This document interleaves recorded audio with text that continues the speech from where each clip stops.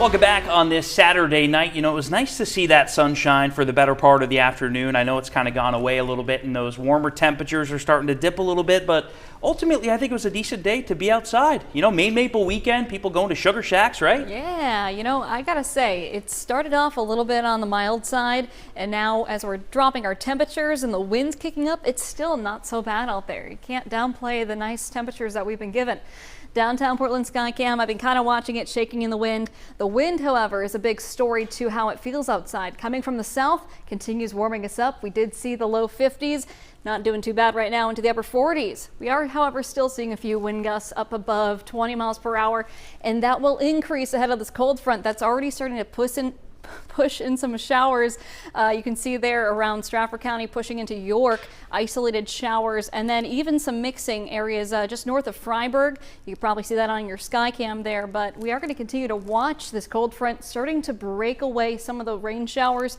And even though you're seeing some snow on the back end of this, I gotta say, I don't think the potential for seeing snow is going to be that high. In fact, what we are going to be looking for is to finish out Maine Maple weekend. We are going to be seeing, yes, cooler conditions, but plenty of sunshine.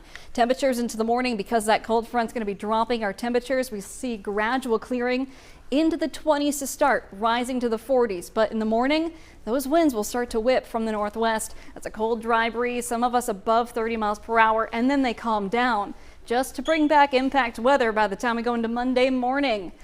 Yep, that's right. Mother Nature's not done sending us some snow showers. We're going to look at snow starting, and then around afternoon, some warmer temperatures fill in. Does look like we'll get some mixing in with some rain transitioning over back for the coast going into the evening hours.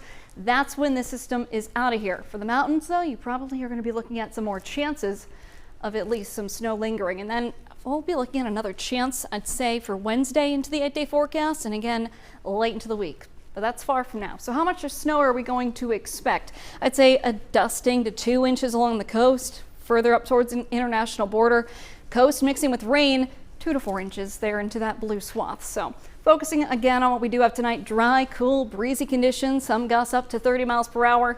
We'll be looking a little less on the gusts by the time we get to the afternoon, and much colder temperatures into the 40s. Some of us, especially further inland, might be into the 30s. So you can see there for your Sunday, 37, highs again for Monday, 37, and then we'll gradually get a little bit warmer as we continue. Connor?